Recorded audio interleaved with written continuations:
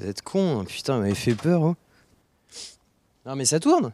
Putain mais t'es con, je suis allé pisser. Vous pouvez pas attendre 2 minutes, c'est pas possible, sérieux quoi. Même pas...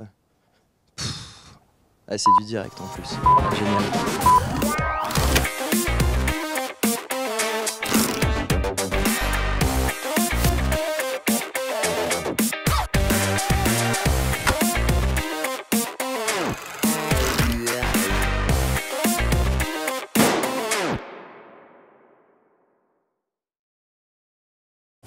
Et bonjour à toutes et tous après cette entrée en matière exceptionnelle pour cette 3e émission en direct pour Instant Court. Nous avons changé de lieu, nous sommes accueillis par la région Auvergne-Rhône-Alpes. Merci à nos interlocuteurs de nous avoir permis d'être ici ce soir et puis bienvenue pour ce direct d'1 heure où nous allons recevoir des réalisateurs, des réalisatrices, des invités de prestige, notamment du Festival du film Jeunes de Lyon qui nous fait le plaisir d'être présent chaque soir avec nous. Et je ne vais pas en dire plus, on va lancer la première rubrique chronique de la soirée. C'est notre séquence à court ouvert.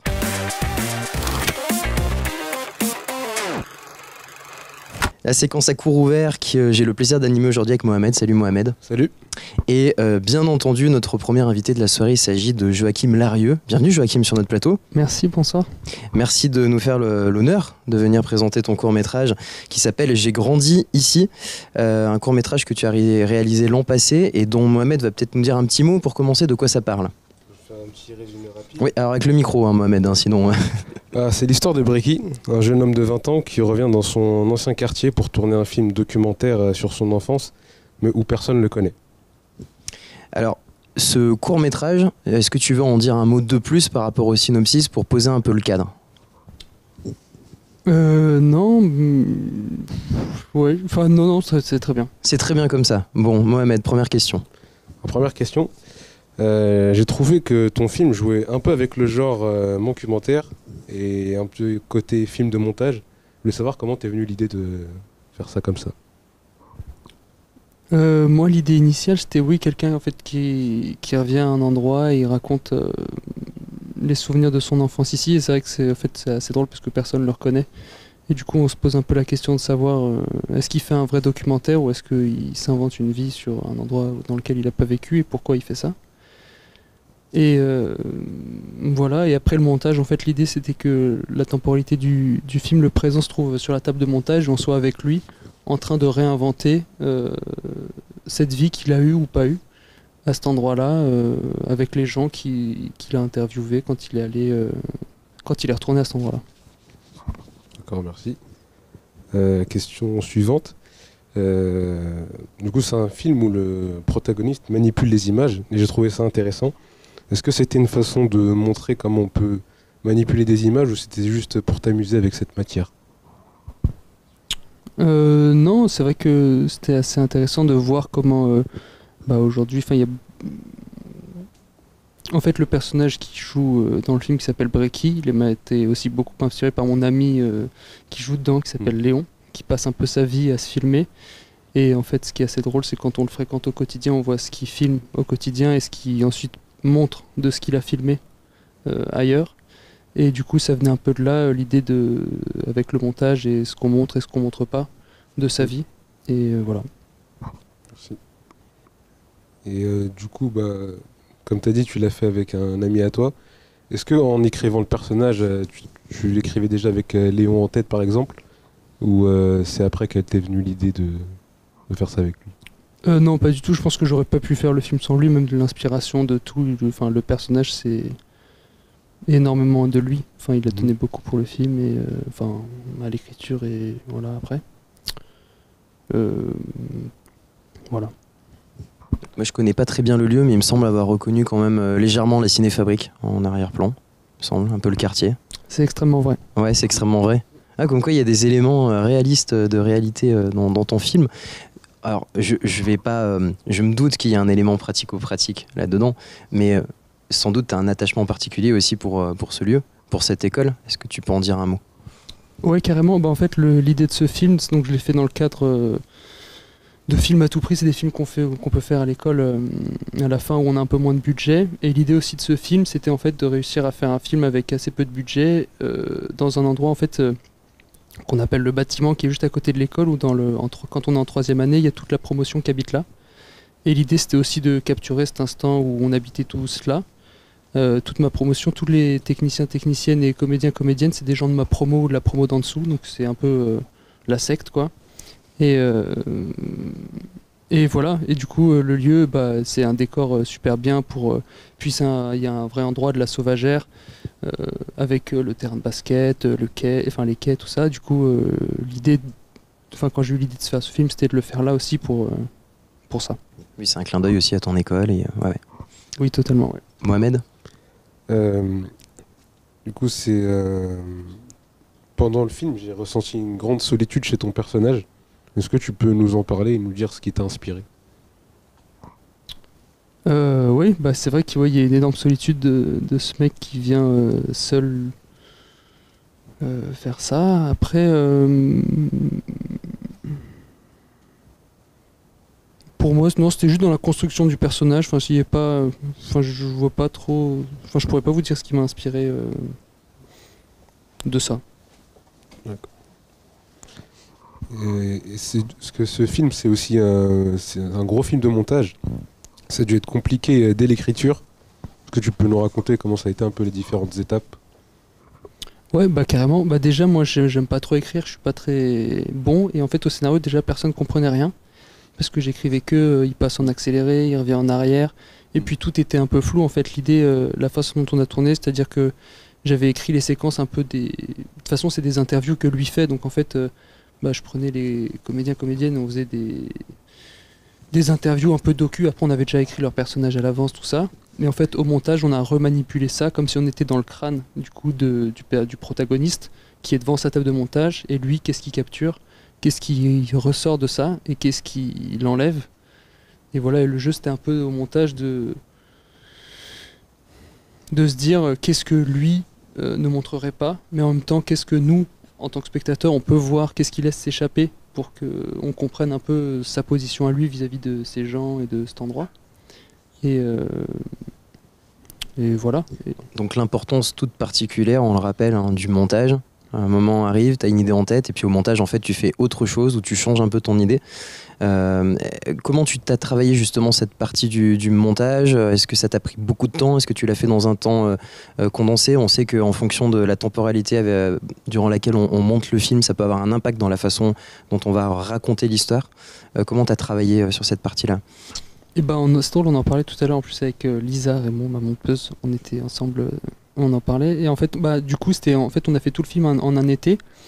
Et du coup, dans ce bâtiment, en août, il n'y a personne qui habite. Et on avait pris du matériel de l'école et on s'était fait un box là. Et du coup, on n'était pas beaucoup à ce moment-là. Et on montait plutôt librement. Et qu'est-ce que j'allais dire? Je sais plus du tout. Et du coup, mais en fait, on a monté assez rapidement quand même. Parce qu'il y a quand même pas mal d'idées qui étaient déjà écrites. Enfin, que j'avais déjà, même si elles étaient écrites, personne ne comprenait rien. Mais on est allé assez vite là-dessus. Mais ce qu'on se disait tout à l'heure, c'est que je pense qu'avec 2 semaines de montage en plus, puisqu'en fait, Lisa, elle travaillait beaucoup à ce moment-là, du coup, voilà. Mais on aurait pu aller encore plus loin sur l'expérimentation du mec qui a sa table de montage.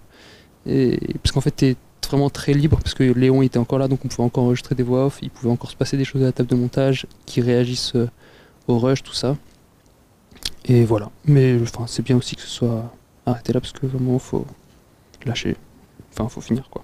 Faut un produit fini. Voilà. Ah oui, parce que le cinéma, c'est quand même avant tout un business. Ça t'a rapporté gros, d'ailleurs, ce film. Énormément d'argent. Énormément. Mohamed. Du coup, moi, c'est la dernière question. Tout est filmé par le personnage principal, notamment un moment qui m'a impressionné, un petit moment de cascade. On a l'impression que c'est lui qui fait ses selfies en même temps que l'image. Et c'était super bien travaillé. Je me demande comment tu as fait ça avec ton chef-op. La cascade, c'est... 2 mois d'hospitalisation. Exactement. Faut rencontrer l'acteur, parce que c'est un peu sa vie, la cascade. Il voulait être cascadeur avant de faire du cinéma. Et non, franchement, il y a assez peu de trucs. Il sautait par la fenêtre. Parce qu'à un moment, il saute avec la caméra et il a réussi à se réceptionner sans abîmer la caméra. J'ai l'impression que l'image, elle reste super nette. Je me dis, c'est fort d'avoir fait ça en tout cas. Ok, merci. C'est Grégoire et Léon, ils ont sauté par la fenêtre, donc voilà. Les films à petit budget, les anecdotes sont incroyables. On s'imagine des trucs de fou et en fait non, le mec a vraiment sauté par la fenêtre. Super. Merci d'être venu nous parler de ton court-métrage. Peut-être un petit mot parce que tu te trouves à Clermont quand même, parce qu'il y a une très belle expérience. Comment tu vis ce moment? Moi, Clermont, j'adore. En fait, c'est ici que j'ai eu envie de faire des films. Voilà, notamment la section labo qui est excellente chaque année, je trouve. Et c'est trop bien d'être ici et ça me fait très plaisir. Bon, on te souhaite bonne chance sur ce festival, puis d'en profiter un max, hein, parce qu'on est aussi là pour faire des rencontres et passer une semaine à faire des découvertes cinématographiques. Reportage, maintenant, notre séquence aujourd'hui se déroule au sein de l'atelier, avec un atelier consacré alors c'est pas au montage, au tournage, voilà, je cherchais. Un reportage consacré à l'atelier de tournage, un sujet préparé par Manon et Dylan. Bonjour à tous, nous nous retrouvons ici à l'atelier École éphémère de cinéma pour le festival du court-métrage à Clermont-Ferrand. Donc chaque année, depuis 20 ans, il y a des échanges entre clients, professionnels, étudiants pour découvrir des plateaux de tournage et plein d'autres encore. Là, nous allons rentrer dans un endroit où il y a des décors créés par l'ENS d'architecture et où des étudiants d'Artefix sont en train de tourner des retakes de films connus. Suivez-moi.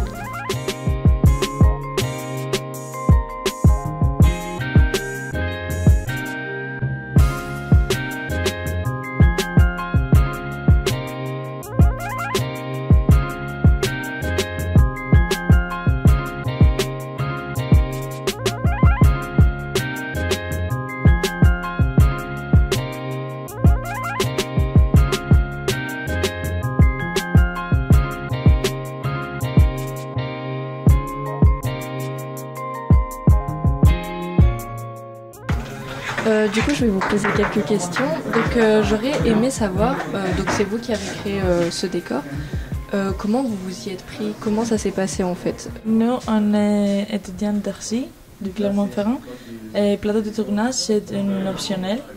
Et du coup, on est 6 étudiants, et on a, avec notre prof, on a des profs, ils nous ont aidé beaucoup pour faire tout ça, plus spécifiquement la vitrine, tout est en bois. On a commencé avec le scénario, on a lu le scénario et après on a fait quelques dessins et quelques 3D. Sur SketchUp, le 3D sur SketchUp c'est bien prêt au début. On l'a envoyé sur les courtrasmains qui sont responsables de tout ça. Venu ici pour fixer tout vraiment, parce qu'on était à l'école, à l'atelier de l'école. Ça vous a pris combien de temps un peu pour justement tout faire, voilà? C'est tous les semestres. On a commencé oui, mais c'était pas chaque semaine. Quelques semaines on n'avait pas de cours, mais quelques autres on avait 3 jours intensifs. Par semaine. Oui. Et après, il y a une semaine qu'on est ici chaque jour pour installer tout, faire les petits détails du décor.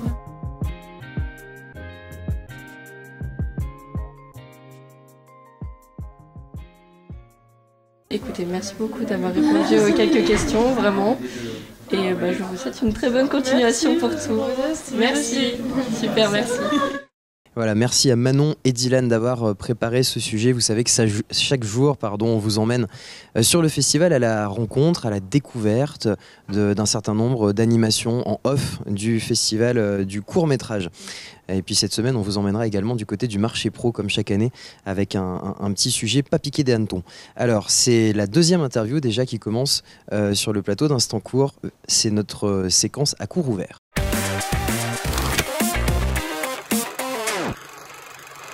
Et pour cette séquence à court ouvert, je retrouve Lorenzo. Rebonjour Lorenzo. Bonjour à vous. On s'est vu un peu dans la journée, mais tu es déjà venu sur le plateau d'Instant Court cette semaine. Et nous accueillons notre deuxième invité. Il s'agit de Valentine Cadic. Bonjour Valentine. Bonjour. Et merci d'être sur le plateau d'Instant Court pour parler d'un court-métrage qui s'appelle Les Grandes Vacances, dont Lorenzo va nous dire quelques mots. Yep. Alors, donc en gros, on suit le voyage de Blandine. Elle va passer ses vacances seule dans un petit camping au pied des montagnes. Elle est très rapidement envahie par le bruit, la foule et la pluie qu'elle a essayé de de fuir tout le temps de l'été parce elle l'a tout le temps dans son cocon chez elle. Et au bord du lac, elle rencontre Elio, un jeune journaliste local. Et c'est le début des vacances. Et voilà. C'est ça. Et voilà. Alors, on va regarder peut-être un extrait de ce court-métrage. Comme ça, on va comprendre un peu l'ambiance particulière aussi et l'esthétique particulière de ce cours.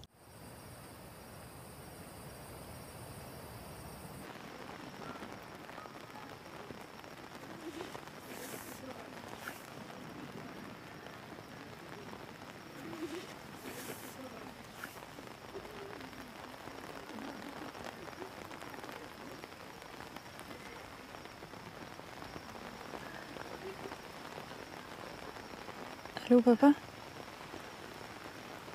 Non, ça va pas en fait. Je suis en vacances là et j'arrive pas du tout à profiter. Alors non mais je vais pas rentrer en Bretagne, non. Non. Mais pourquoi tu dis ça? Mais non, mais je vais pas prendre un train maintenant comme ça. J'ai pris le séjour pour toute une semaine. Enfin, c'est absurde. Et puis, non, mais en plus j'ai envie d'être en vacances. J'ai pas du tout envie d'être chez moi. J'ai envie d'être en vacances. Ouais, alors là, on a vu donc et entendu le personnage principal, donc Blandine. Lorenzo, première question sur ce film. Donc j'ai aimé l'esthétique du film, l'esthétique, les plans, enfin l'image, etc. Il y a des plans assez larges et ça donne un sentiment de souffle redonné, un petit peu un souffle noyé par la ville avant qui ressort. Est-ce que tu peux nous parler de ton découpage et ton travail avec ton chef-op Oui, et tout ça j'avais envie de faire pas mal de plans séquences. Et du coup, c'est vrai qu'il y a beaucoup de plans où l'action se joue, il n'y a pas de découpage de champ contre champ. Et notamment, il y a une séquence c'est la séquence de rencontre entre Blandine et Elio. Et ça, c'est une scène qui est assez longue et qu'on a travaillé pendant une journée entière, parce qu'il fallait que la scène tienne en plan séquence. Et du coup, c'est vraiment quelque chose de... c'était une envie de mise en scène que j'avais... je me disais, en fait, si ça marche... au moment du tournage, je sais que ça marchera dans le film. Il y avait quelque chose en tout cas de... des fois quand il y a des scènes avec des chants contre chants et qu'on ne le sent pas vraiment au tournage, on se dit oui mais peut-être qu'on peut réussir ensuite au montage à le récupérer. Et c'est vrai que j'avais cette envie de me dire j'ai envie d'essayer de faire des scènes qui marchent dans leur continuité. Et... donc voilà, après il y a quand même des scènes de chants contre chants mais... Très bien fait. Comment t'as pensé le scénario? En gros, je trouve qu'il n'y a pas tant de dialogue que ça et que ça se laisse surtout penser par l'image. Et ça donne du coup le contraste avec l'esthétique dont on parlait tout à l'heure. Mais comment t'as pensé le scénario pour que ça donne cette... Attention au micro Lorenzo, on va plus t'entendre après. Pour que ça donne cette liberté un petit peu voilà. En fait, j'ai commencé à écrire ce scénario en pensant à Blandine, donc la comédienne qui s'appelle Blandine Madec. Et j'avais très envie de faire un film avec elle et j'ai commencé à écrire... On a eu des discussions toutes les deux sur ce sentiment. On avait envie de faire un film assez drôle sur ce sentiment de pas profiter de ses vacances qui devient quelque chose de très pesant alors qu'en vrai c'est pas grave. Et on a commencé à discuter de ce sujet-là, j'ai commencé à écrire. Et donc après il y a eu la résidence des 168 heures, donc qui est une résidence que j'ai faite avec ce film. Et ensuite j'ai fait des repérages et c'est en me servant de ces lieux et de cette comédienne, donc Blandine, que je voulais filmer, qu'ensuite j'ai affiné le scénario. Mais c'est vrai qu'en plus ça a l'air vraiment très naturel comme jeu d'acteur. Enfin, c'est très spontané, c'est bien joué quoi. Il y a beaucoup, merci beaucoup. Il y a beaucoup d'improvisation Et en fait, moi, j'avais écrit tous les dialogues. Et après, j'ai dit à Blandine et Elio de pas les apprendre. Et ensuite, sur le tournage, Blandine improvisait. Et par exemple, donc pour cette scène dont je parlais tout à l'heure, où il y a la rencontre, Blandine a un très très long monologue. Et en fait, on a fait des improvisations. Et au fur et à mesure, moi, je resserrais. Je disais, reprends ça, ça on enlève. Et en fait, Blandine, elle a tendance à improviser, à jamais s'arrêter. Et moi, j'étais dans le fond. Et quand je sentais que c'était bon, je lui faisais des grands signes. Et là, elle commençait à arrêter de parler. Et donc, en fait, c'était un peu, ça s'est fait vraiment sur le tournage de ce monologue, quoi. J'avais écrit un premier monologue, mais après, ça a été vraiment Blandine qui a été libre d'improviser et puis d'être dans le camping aussi. Il y a des choses qui lui sont venues que moi, j'avais pas forcément écrit ou pensé avant. Et donc voilà, il y a beaucoup d'improvisation aussi. Oui. Lorenzo. Je l'avais pas noté, mais j'avais entendu que tu avais fait la résidence des 168 heures. Est-ce que tu peux nous en parler un petit peu plus? Qu'est-ce que c'est? Oui, alors la résidence des 168 heures, c'est une résidence qui accueille 4 équipes dans le massif des Bauges. Et pendant une semaine, les 4 équipes tournent un film. Et après, à la fin de la semaine, il y a une première version de montage qui est faite. Et donc, on peut montrer le film donc pour toutes les personnes qui étaient dans la région, qu'on a filmé, qui nous ont vu passer. Et du coup, donc voilà, c'est des tournages en une semaine, donc très rapide, avec très peu de moyens, parce que c'est des films qu'on autoproduit. Donc Les Grandes Vacances, c'est un film que j'ai autoproduit avec mon association qui s'appelle Les Filmeuses. Et du coup, on est 6 réalisatrices et productrices à travailler donc au sein de cette association. Et on autoproduit tous nos films. Et donc voilà, Les Grandes Vacances, c'est un des films qu'on a autoproduit. Ok. D'autres questions, Lorenzo? Oui. Oui.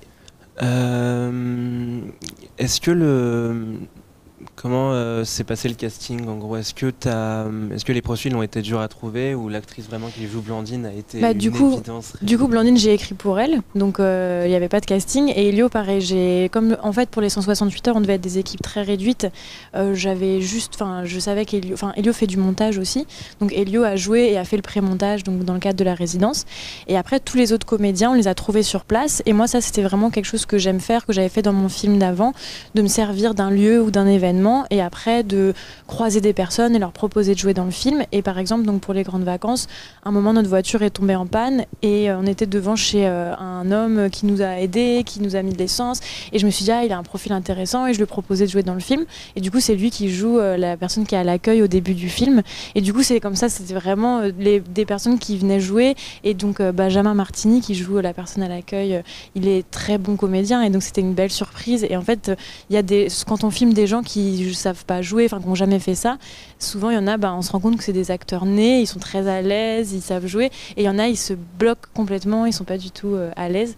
Et du coup là Benjamin, c'était une super surprise. Et après à la fin du tournage, donc grâce à la résidence, il a vu le film à la fin de la résidence et il avait envie de continuer à jouer, donc c'était une super rencontre. Et donc voilà.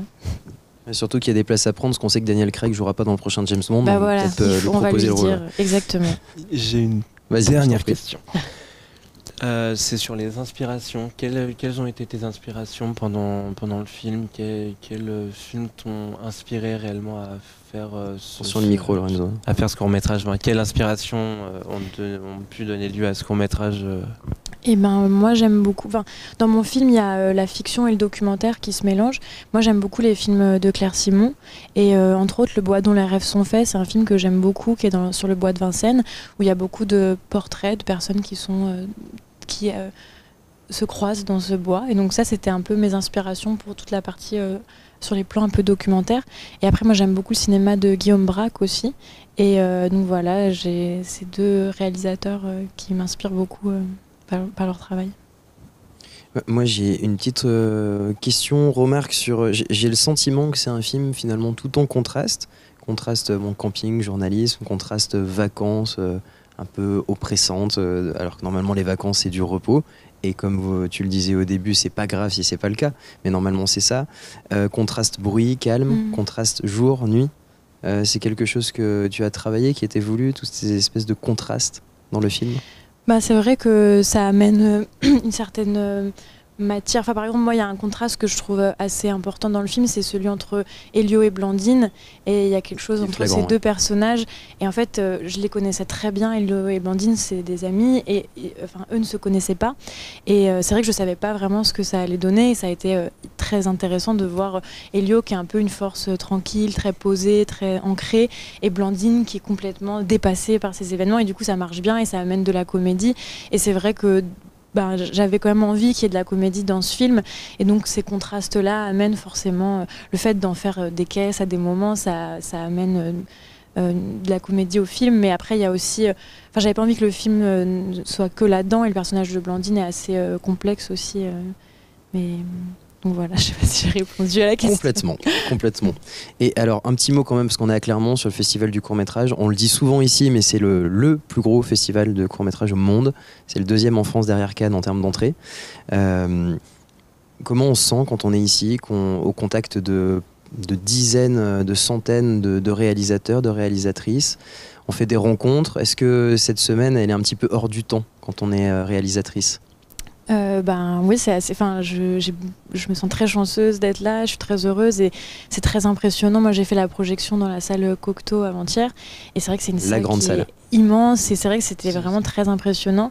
Mais là, ça y est, c'est passé. La présentation, les questions-réponses pour le film. Donc maintenant, je profite, je vois des films, et j'ai vu le film de Camille qui est là, qui va parler juste après, que je trouve magnifique. Je vous fais la transition en même temps. C'est super. Mais merci, mais on va peut-être te garder pour la suite de l'émission, donc tu pourrais animer une partie si tu veux. Merci Valentine Cadic de nous avoir présenté ce court-métrage qui s'appelle Les Grandes Vacances, et que vous pouvez retrouver sur le festival du court-métrage en compétition, donc jusqu'à samedi prochain. Nous sommes partis aujourd'hui, ce matin même, dans les travées du festival, à la rencontre de festivaliers, de bénévoles que nous avons interceptés, coincés parfois, pris de court. C'est clairement l'idée. Au montage et au cadre, Elisa Michel.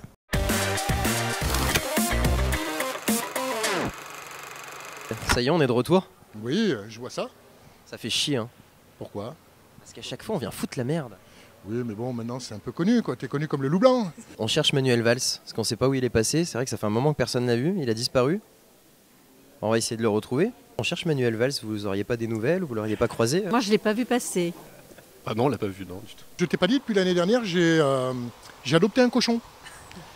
Si. C'est vrai? Step by step, étape par étape, j'essaye de l'éduquer. On est sur le stand de l'humanité, au moins on est sûr qu'il sera pas là, quoi, Manuel Valls. Hein. Là, c'est une certitude. Ouh là là, il y a du rouge partout. C'est son fils. C'est vrai? C'est son fils, ouais. Non! C'est pas possible. Il s'appelle Polo, donc j'ai un cochon et une chatte noire. ¿Dónde está quién? Manuel Valls. Manuel Valls, no lo sé. Du coup, pas de lien de parenté de ce côté. Je suis la femme de Manuel Valls. Même mon meilleur ami essaye avec moi de l'éduquer, c'est très dur. Hein. Ouais, c'est compliqué, c'est pas commode, il paraît quand même. Ouais, celui-là, il fait quand même du dégât. Ouais. Il casse un peu tout, il a pris du poids. Donde está Manuel Valls?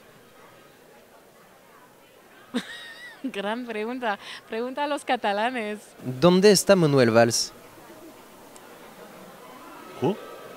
¿Quién es? Manuel Valls. ¿Quién es Manuel Valls? Donde está Manuel Valls? Là, on est à Clermont-Ferrand. Si on a envie de bien manger, qu'est-ce qu'il faut goûter comme plat typique? On a retrouvé notre préféré. Comment ça va, Marie-Claude? Ça va, et vous? J'aime bien les lentilles. C'est pas mal, c'est du puits. Tout ce qui est autour des lentilles va très bien avec. Il ressemble à Jude Law. C'est vrai, ça? Un petit peu peut-être, hein, ce qui paraît. Les 4 ou 5 ans en arrière, c'est ça? C'est ça, quand il avait des cheveux. Donc. Les lentilles de contact, les lentilles qui se mangent. Non, les lentilles vertes. Ce qui est cool, c'est que cette année, ils ont enfin mis la séance libido qu'on appelait de nos voeux depuis 4-5 ans à force de faire la blague. Donc c'est grâce à nous ou pas? Mais les blondes sont bonnes aussi. Hein. Peut-être que vous avez un petit peu influencé, mais je pense que c'était dans le programme. Oui. Mon cabanon entre le reblochon et le Saint-Nectaire. Venez voir les séances libido. Venez voir des séances libido, il y a des distributions d'objets coquins à l'entrée des salles. Do you know the Saint-Nectaire Fermier? The Saint-Nectaire Fermier. Yes. I think it's a cheese. I don't know what's that. You need to try it. It's a really good cheese. Parmi lesquels on retrouve donc des canards vibrants, des préservatifs bien évidemment, et aussi des bas de contention, parce qu'on a un public du 3e âge. Tout à fait. Il y a pas mal de seniors qui viennent voir les séances, donc c'est très chouette que le public soit aussi élargi pour ce genre de séances. Et à Clermont, tout est possible, à Clermont. Hein, c'est un peu la ville du libertinage en fait. On a retrouvé le Saint-Nectaire Fermier. c'est le meilleur fromage de l'histoire de l'humanité, le Saint-Nectaire fermier. Voilà. Et ce qui est génial à Clermont, c'est que le Saint-Nectaire fermier, il est sur le stand saoudien. Même pas sur le stand français. Les Français, ils ont mis des cacahuètes. Les Saoudiens, eux, ils ont bon goût. Eux, ils mettent du fromage et du bon fromage.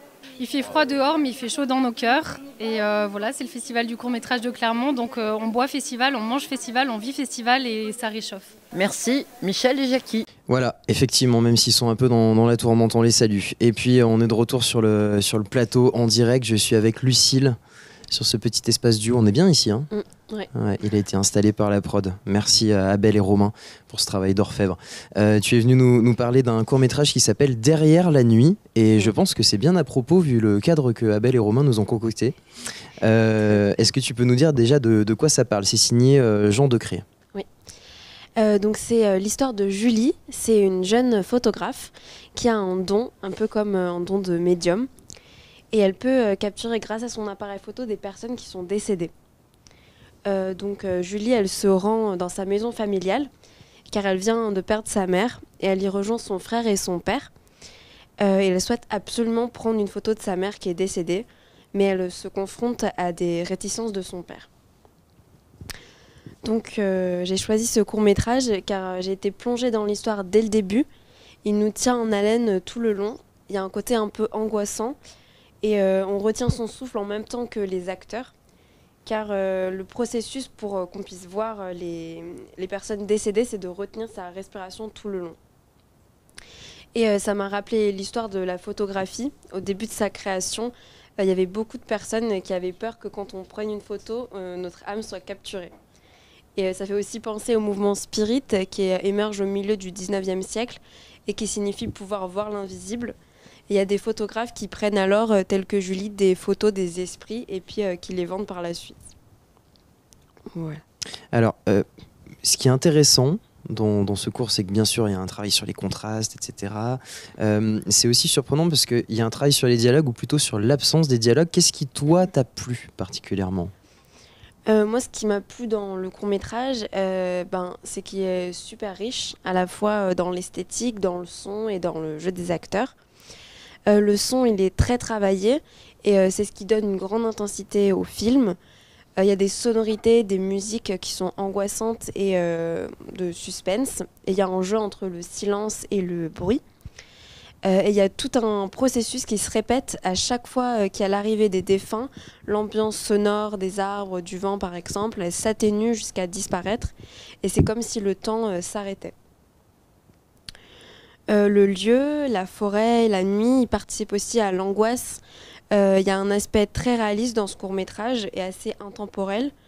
Il y a un mélange de notre époque actuelle et d'une sorte d'ancienne bourgeoisie qui est mis en valeur par les costumes et la maison de maître. Et il y a aussi le traitement de l'image qui est très esthétique et les plans de nuit sont tournés en négatif. Donc les personnages ressortent en blanc sur un fond noir et c'est très beau et impressionnant. Allez, Derrière la nuit, un court-métrage de Jean Decré que vous pouvez retrouver en compétition sur le festival du court-métrage, le 45e cette année à Clermont-Ferrand. C'est déjà l'heure et merci Lucille pour cette chronique. C'est déjà l'heure de notre 3e interview. On accueille Camille Degeille sur notre plateau pour un film qui s'appelle Almost Kiss.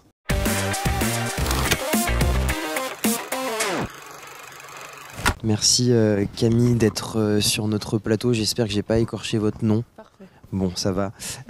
Donc un court-métrage qui s'appelle Almost Kiss. Je suis sur le plateau avec Maëlie pour poser quelques questions. Ça va Maëlie ? Ça va et toi ? Ouais, ça va. Tu passes un bon début de festival ? Trop bien. C'est bien, hein ? Ouais, c'est nickel. Bon, la bouffe est bonne ? Oui. Ouais, ça va. Ouais, c'est toujours le plus important hein, sur un festival, c'est ce qu'on retient à la fin. Almost a Kiss, un court-métrage de quasi 30 minutes. C'est déjà un bon court-métrage. Est-ce que tu peux nous dire un petit mot sur le synopsis, de quoi ça parle ? Tout de suite. Donc j'ai repris le synopsis qu'on a dans le catalogue. Donc une jeune femme munie d'un sac à dos camouflage traverse une ville de province déserte et sa périphérie. Une fois arrivée à destination, un étrange protocole de deuil l'attend.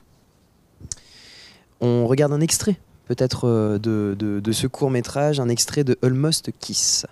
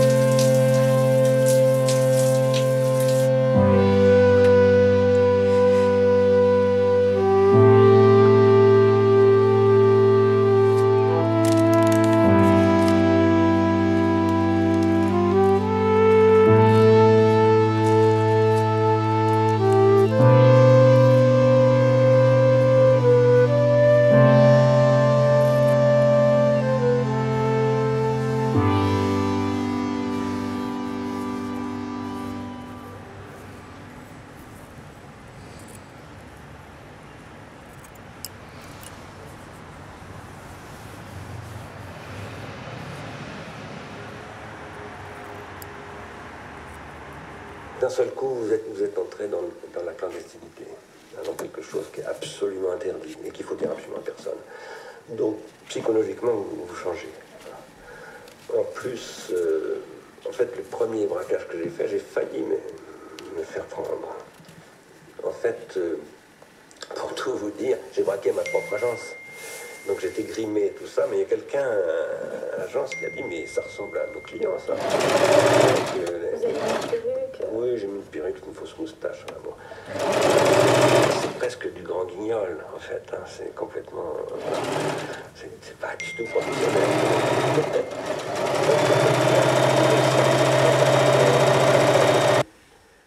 Donc cet extrait de Almost Kiss, peut-être est-ce que vous voulez en dire un mot là, de l'extrait qu'on vient de voir, à quel moment du film il intervient? C'est difficile d'en dire quelque chose parce que c'est justement le moment un peu onirique et un petit peu qui est assez dissociable du reste de la narration, donc pas vraiment. En tout cas c'est une échappée. Maëlie, première question. Alors déjà, comme disait Valentine tout à l'heure, je rejoins son avis, j'ai adoré le court-métrage, merci beaucoup pour ça. C'est un court-métrage très beau, très poétique, très onirique, malgré la thématique du coup du deuil, de la mort, etc. Et la première chose qui m'a plu et qui m'a intéressée dans ton court-métrage, c'est le fait que ce soit tourné en 16 mm en argentique. Et la pellicule argentique, et je voulais savoir pourquoi avoir utilisé du coup ce procédé, et voilà. C'est une méthode que j'ai depuis mes premiers films, c'est mon 5e court-métrage, j'ai toujours travaillé en argentique. J'ai travaillé ce médium très rapidement parce que j'avais une angoisse en fait de l'idée de trop créer d'images, enfin de trop en produire, même en termes quantitatifs. Et je crois que j'avais besoin de me trouver une raison, une exigence aussi quelque part au moment du tournage. Et comme j'ai toujours fait mes films, après c'est mieux au fur et à mesure des années, mais quand même toujours fait mes films dans des économies assez restreintes. Forcément le métrage de pellicule aussi était voilà, quantifié. J'ai pas beaucoup de matière au tournage, du coup ça m'aide aussi en fait en termes de travail à choisir mes plans, à découper assez précisément, à trouver aussi une méthode avec le chef-op, parce que du coup c'est pas moi qui filme, c'est lui qui tient la caméra, donc moi j'ai pas de retour, donc en fait c'est tout un système qui au fur et à mesure des années que j'élabore en fait vraiment de méthode, je dirais. Et après aussi, en fait, je dis pas tout, mais c'est un peu long, mais en fait, je développe aussi moi-même. Du coup, il y a aussi tout un moment que je passe, qui est assez long au laboratoire à développer les images. Et puis, je sais pas, il y a un truc d'artisanat qui me plaît beaucoup, dans lequel je trouve aussi beaucoup de sens, même quelque chose aussi un peu politique quelque part, dans l'idée que l'image, elle peut être perdue et qu'il n'y a pas une évidence à tout dans tout ce qu'on fait. Tout nécessite aussi un effort et une responsabilité, et dont celle aussi de perdre potentiellement les images. Et sur ce film, j'en ai perdu parce que j'ai passé 15 jours à développer seul. Et il y a un moment, il y a des couacs de chimie, de trucs. Et du coup, il y a aussi un truc dans la fabrication, dans le montage, qui est imposé par le fait que j'ai des images qui disparaissent. Et en fait, c'est une contrainte que moi, j'aime beaucoup maintenant. Ça fait partie du procédé artistique à la fin, en fait. Oui, ouais. Je trouve qu'il y a un ensemble, en fait, qui est lié à ce médium, comme moi, je l'ai appris, comment je le pratique depuis longtemps. Et parce que aussi, j'ai appris à développer dans des laboratoires, avec des collectifs de gens qui travaillent en argentique et qui ont un rapport aussi de débrouille avec ce support. Voilà, je pourrais en dire plein de choses, mais je vais m'arrêter. Non, mais on peut développer, on a le temps dans Instant Court. C'est pour ça que l'émission s'appelle Instant Court. Ah oui. C'est vrai que a priori on a le temps. C'est absurde. Maëlie.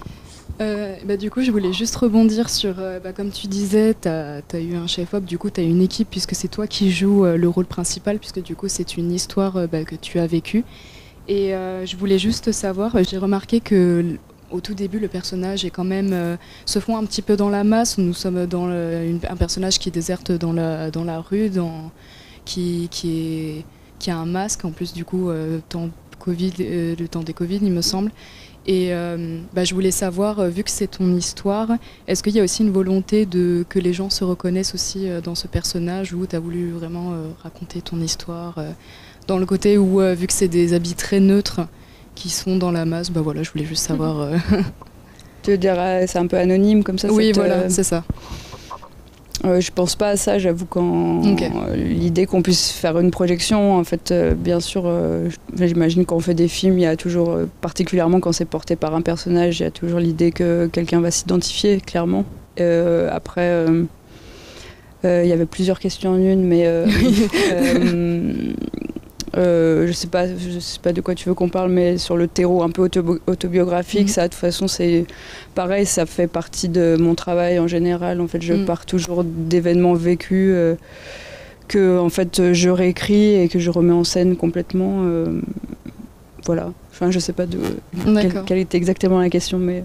C'était à peu près ça, c'est d'un récit autobiographique et aussi de voir que des personnes peuvent s'identifier aussi aux personnages. Oui, mais j'imagine que c'est pas que ça, mais c'est plutôt comment on traite ça, parce qu'en fait, j'imagine qu'on peut faire des choses très autobiographiques ou très intimes, et puis finalement ne pas arriver non plus à les transmettre. Peut-être que c'est là la vraie question de création, c'est justement comment on arrive à se saisir des choses de soi qui peuvent être aussi un petit peu parfois justement impénétrable, et comment on entre. Je pense que le travail de la fiction, en tout cas, aide beaucoup justement l'idée de vraiment transformer le vécu et d'en faire vraiment de la fiction. Et je pense que c'est là où je crois que c'est dans la fiction qu'on a accès aux choses. Enfin, moi, j'aime beaucoup la fiction, malgré que mon travail ressemble beaucoup à du documentaire, mais en fait, je travaille beaucoup à ce que ça devienne autre chose. Ne serait-ce que dans le jeu, on répète beaucoup. Enfin, il y a beaucoup de répétitions, beaucoup de fabrication finalement. C'est assez invisible, mais ça fait partie du processus. Et j'imagine que ça participe du fait qu'on arrive à s'identifier. Enfin, voilà. J'ai une autre question sur notamment dans l'aspect onirique, puisque du coup à un moment donné le personnage écrit aussi un poème, et j'ai remarqué que du coup dans cet espace onirique il y a beaucoup de références à du coup des auteurs. On entend un podcast de France Culture, nous avons le poème de Demain si je meurs de Simon Johannin, et je voulais savoir, ou également aussi un plan sur Notre besoin de consolation est impossible à rassasier de Sting Dagerman, et je voulais savoir est-ce que du coup dans l'écriture aussi de cette autobiographie, est-ce que tu as voulu dès le début intégrer aussi des objets, des livres, des références à la culture? Est-ce que c'était déjà dans ta tête, ou c'est au fur et à mesure de l'écriture du scénario?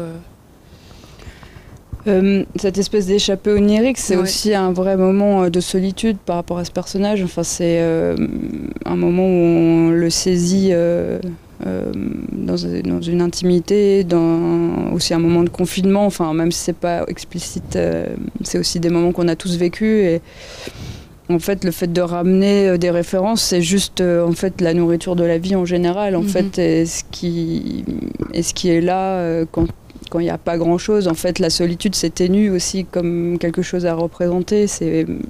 Et en fait, tous ces petits objets, ce livre-là, tu as retenu le titre, mais je pense qu'en fait, on peut aussi passer complètement à côté. C'est aussi des petites choses qui sont saupoudrées comme ça. Après, on décide soit d'accrocher ou pas, mais après, de toute façon, pour moi, les références que j'injecte dans mes films, c'est juste parce que ça fait partie de là au quotidien, en fait, et que... Ça fait partie de ta vie aussi, de ce que t'aimes, donc ça rend plus dans l'intimité de ce moment. Oui, puis je trouve que ça raconte quelque chose de quelqu'un, en fait, ça aussi. Ces lectures, ce que t'écoutes quand t'es seul. Voilà. C'est une manière de... Surtout quand, en plus, c'est un personnage aussi silencieux, voilà. Justement, ce que j'aime beaucoup aussi dans ce court-métrage, c'est qu'il y a très peu de dialogue. Et je trouve que dans la manière de filmer, dans les plans, tout ce qui est au niveau des objets et des gestes, je trouve que ça parle beaucoup. Et j'ai notamment remarqué des plans aussi sur les mains. Et je trouvais ça assez beau qu'il y ait le langage des mains et que ça traduise autant l'anxiété quand on tient le téléphone, que du coup ça montre sa blessure, le travail, le texte, l'angoisse, etc. Et j'ai beaucoup aimé le fait que du coup chaque objet parle et qu'il n'y a pas besoin de dialogue aussi pour comprendre la solitude, la peine de cœur du personnage, enfin du coup de toi. Et voilà. Le moi fictionnalisé, c'est vraiment l'idée, hein, mais j'ai rien à rajouter. C'est juste, encore une fois, c'est vraiment compliqué, je trouve, de décrire des personnages silencieux. Et donc, c'est sûr que Et les mains, oui, il y a un truc d'artisanat de toute façon dans mon film. Et aussi, c'est un peu ce dont je parlais, le fait de mettre la main à la pâte, en fait, aussi dans comment on fabrique les choses. Donc c'est un peu tout le temps là, quelque part. Et j'ai juste une dernière question. Bah, du coup, pourquoi Almost a Kiss? Pourquoi du coup ce titre qui fait référence? Je pensais que c'était clair comme de l'eau de roche. Oui, mais c'est en référence à une musique. Et je voulais savoir du coup. C'est la référence, c'est le titre du morceau qui est joué à la fin. Et je trouve que ça, en fait, il y a plein de couches qui sont liées à ce titre. Je pourrais en parler longtemps, mais je trouve que ça parle vachement de l'absence aussi. Il y a l'absence de ce père, il y a cette figure paternelle qui est là, qui est absente, et je trouve que ce morceau et ce titre racontent quelque chose de ça. Après, d'une manière très intime, en fait, c'est un morceau, du coup c'est le titre d'un morceau de Throbbing Gristle, qui est un groupe de musique industrielle, qui était le groupe préféré de mon père, et ça fait partie aussi des choses que j'ai héritées de lui, et ce film est aussi dédié à sa mémoire, à la mémoire de mon père, et du coup ça me semblait quelque chose de le convoquer de cette manière-là, à travers aussi ce qu'il m'a transmis et ce qu'il m'a laissé, et qui est mon terreau de tous les jours d'inspiration, et beaucoup la musique entre autres, et beaucoup ce groupe. Donc, j'adore la musique, donc merci beaucoup. C'est pas n'importe quoi, ouais. Je peux pas m'empêcher de pas poser la question. En plus, je sais que vous avez fait plein d'autres festivals et c'est pas votre premier. Qu'est-ce qu'il y a de particulier ici qu'il n'y aurait pas ailleurs? Pour dire un mot sympa sur le festival. J'en sais rien, je viens d'arriver. Je sais pas du tout, je suis arrivée il y a quelques heures. Après, c'est la première fois clairement pour moi, du coup, je suis ravie. Mais voilà. C'est bien ça, non mais un truc positif, parce qu'en fait on est financé par le festival, donc il faut toujours qu'il y ait une séquence positive. Dites un truc sympa là. Mais merci. Mais une petite semaine à découvrir Clermont, quelques jours quand même. 5 jours, ouais. 5 jours. Bon, on a le temps de faire un tour du pâté de maison. Bon, eh bien, merci beaucoup Camille d'être venue sur notre plateau pour ce court-métrage Almost Kiss que vous pouvez retrouver donc dans les salles obscures cette semaine à Clermont-Ferrand. Séquence maintenant libre cours, c'est Pierre Triolier, donc du Festival du film jeune de Lyon, qui va me rejoindre sur le plateau.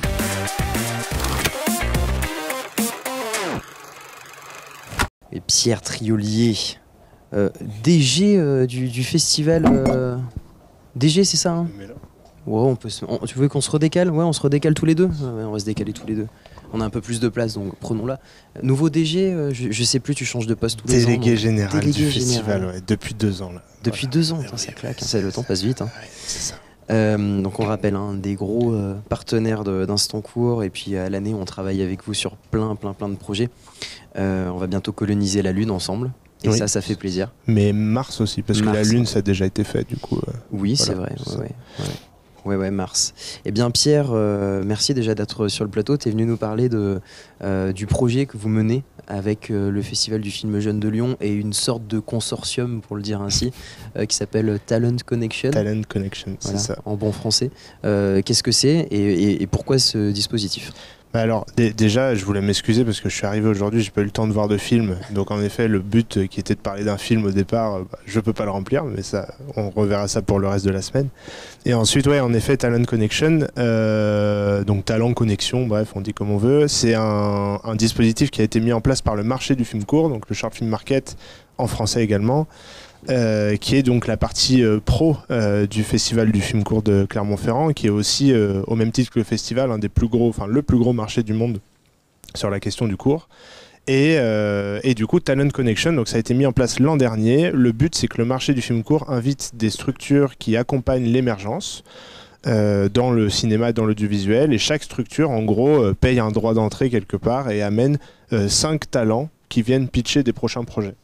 Et du coup, nous, l'an dernier, on était 3 structures partenaires. Cette année, on est 9. Et ça a fait des petits. Hein. Ça a fait des petits. Et l'an dernier, on a été parmi les seuls qui ont dit « Ok, on se lance et tout ». Parce qu'en plus, l'an dernier, c'était le premier marché après le Covid. Donc, personne ne saurait s'il y aurait du monde et tout. Ouais, on était 11. On était 11, même 12 des fois, mais ça dépend. Voilà.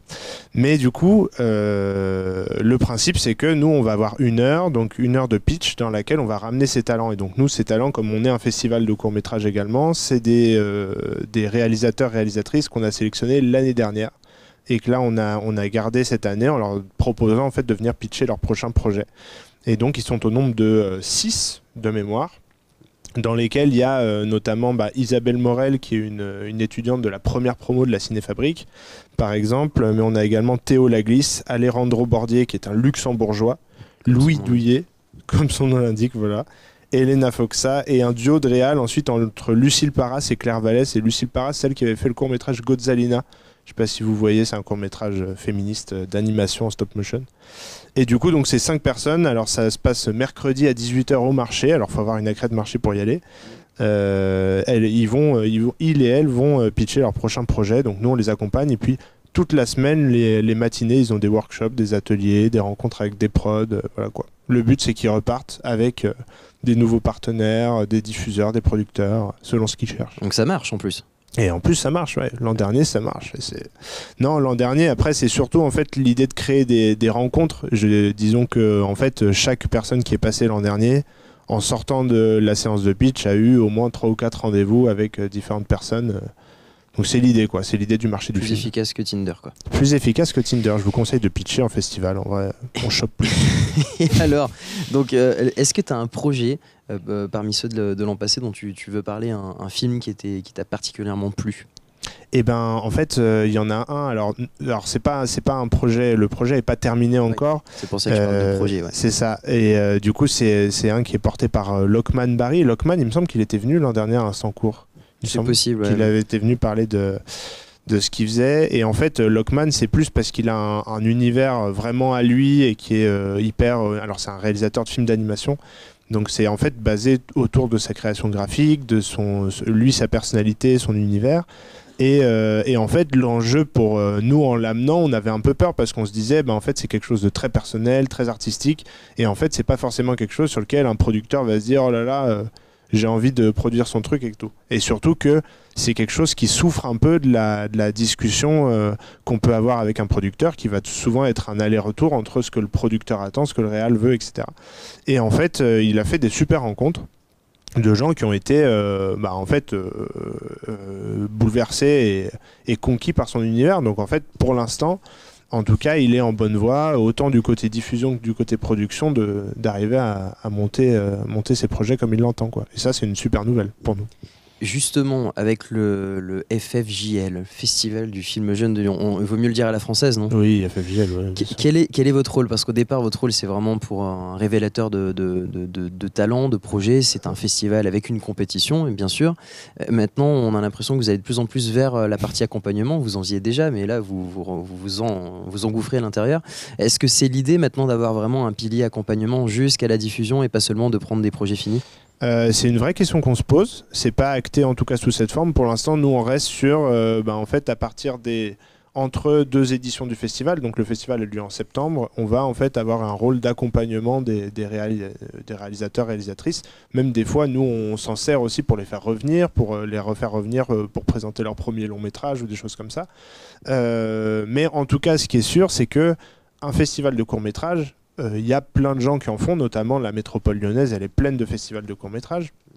Et en fait, nous, là où on essaie d'avoir notre critère différenciant, c'est de dire, au-delà d'un festival de court-métrage, on essaie de proposer une plateforme dans laquelle à la fois les étudiants, les personnes émergentes et les professionnels plus installés peuvent se rencontrer. Donc on essaie de créer ça à la fois pendant le festival et puis aussi dans ce qu'on propose comme accompagnement au réal après. Et ça, on le réfléchit aussi avec d'autres festivals de la métropole de Lyon, avec le festival du film court de Villeurbanne, avec d'autres festivals avec lesquels on réseaute. Et d'ailleurs, on a intégré du coup le réseau régional des festivals, Festival Connexion, et on fait une soirée inaugurale mercredi soir. Voilà, mais c'est sur invitation. Ouais. Donc on se verra là-bas. Oui, bien sûr. Ouais. Bien sûr. On est invité. Venez après 23h, et puis ensuite on vous fait rentrer, y a pas de souci.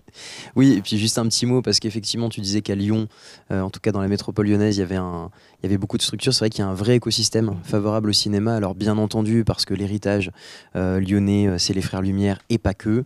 C'est une des grandes places fortes du cinéma historiquement. Mais il y a un écosystème dont tu peux peut-être un peu parler. Je pense au Pôle Pixel par exemple, mais il y a tant et tant de choses à dire autour. Ouais, on a on a des structures, on a les seuls plateaux de tournage en région, on a tout un tas de gens qui sont, on va dire, de bonne volonté et prêts à travailler ensemble.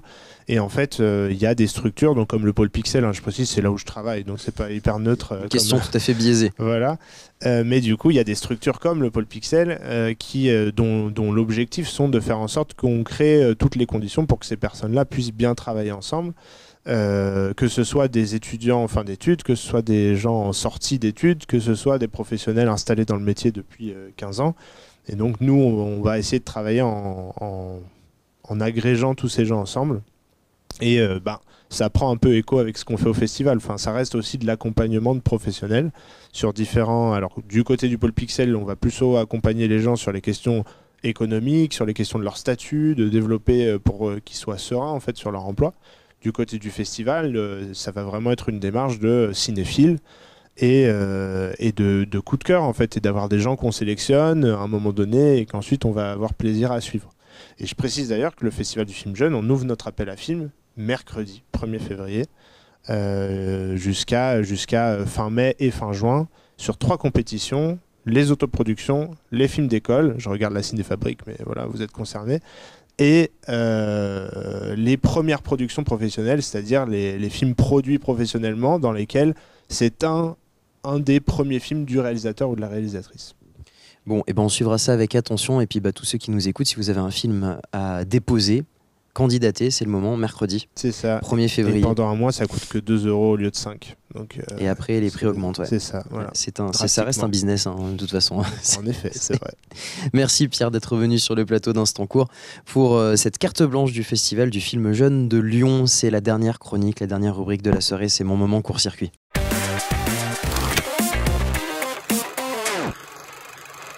Et oui, parce que ce matin... j'ai été réveillé par quelqu'un à ma porte. Alors, j'ai pensé au camionneur roumain que j'avais bousculé la veille, tandis qu'il faisait réchauffer un hachis parmentier bon marché dans un micro-ondes vétuste.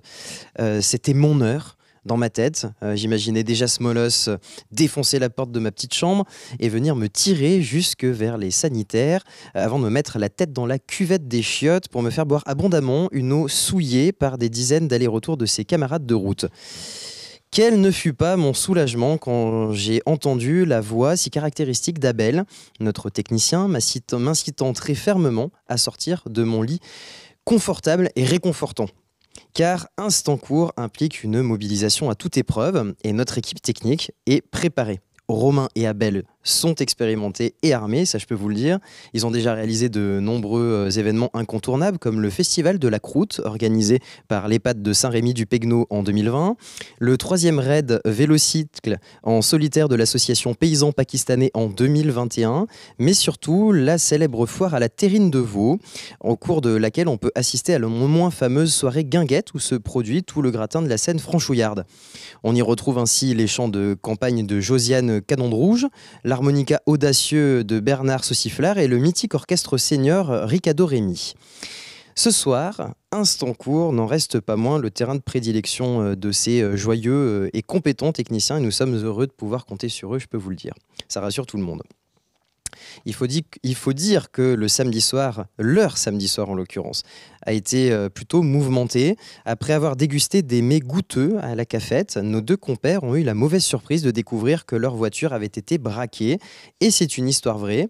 Disparu les 2 valises remplies de fringues et d'objets de toilette. RIP le magnifique pull Lidl de Romain. Adieu aussi son magnifique slip de bain Les Dents de la Mer et son fil dentaire chlorophylle fleur de lin. Abel, lui, a vu s'envoler son rasoir intime, son bonnet phrygien et son t-shirt 100% Corrèze, floqué du visage radieux de Bernadette Chirac avec des bigoudis. Une plainte a été déposée et désormais, tout est entre les mains de la justice. Merci Abel.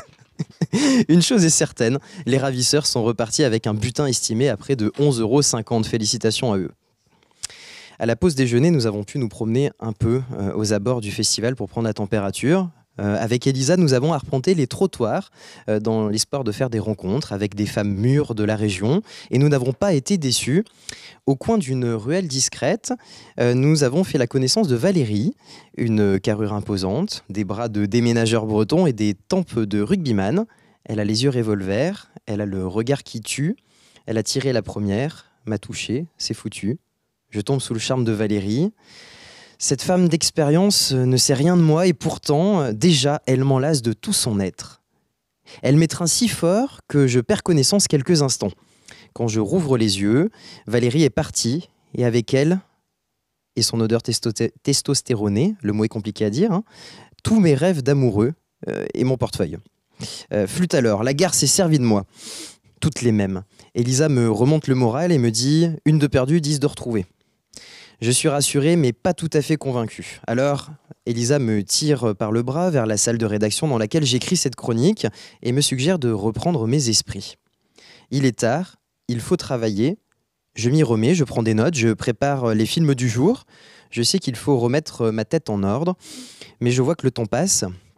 Celui qui nous ramène chaque soir un peu plus près d'une mort certaine et probablement tristement banale. Je respire un grand coup et je vous dis à demain. Pour un instant court incontournable, le seul long format consacré au cours. Excellente soirée, à demain. Ciao.